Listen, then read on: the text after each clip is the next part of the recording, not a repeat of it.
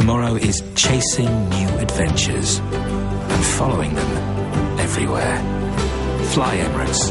Hello, tomorrow. Before the 1980s, students made calculations by hand because calculators were too expensive, fragile and short-lived. However, modern technologies have made education more competitive, advanced and interesting.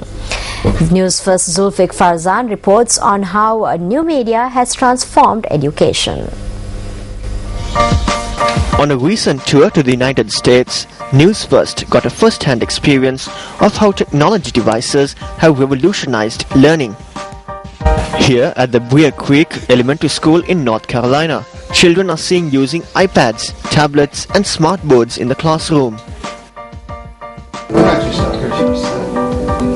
There's a word I noticed. I'm going to read it one more time. Today, calculators and heading to the library have become old news, with new technology such as Twitter, Facebook and smartphones entering the educational system.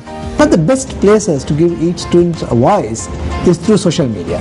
They only spend like half an hour doing their homework, but they spend 1.5 hours on Facebook.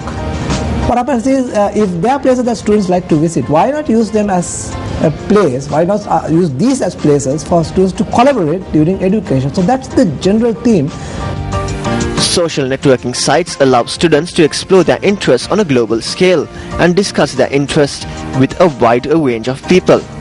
This, however, could cause huge implications for self-learning, as information and resources are easily available than they were previously.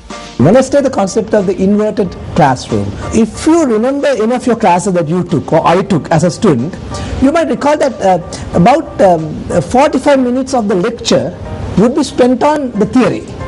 They would introduce a theory for 45 minutes and we would listen faithfully, and then the lecturer would have only about 15 minutes to actually do some examples. So what they do now is the lecturer would prepare a video of the lecture.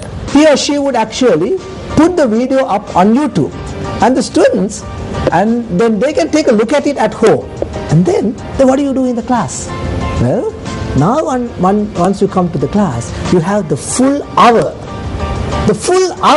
to do examples, problem solving, more profound things, more deeper things. However, the current issue faced by academics involved in new media associated education is their job security and the repercussions that it may have on human-to-human interaction.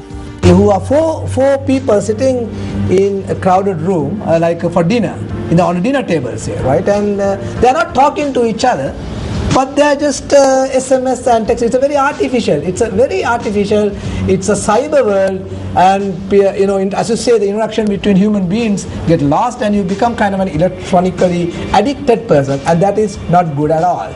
All this technology should be used for human beings' benefit, to make human beings collaborate actively, not distancing themselves as individual islands.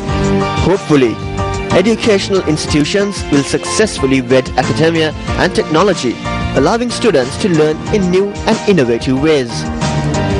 Zulfiq Farzan, News First.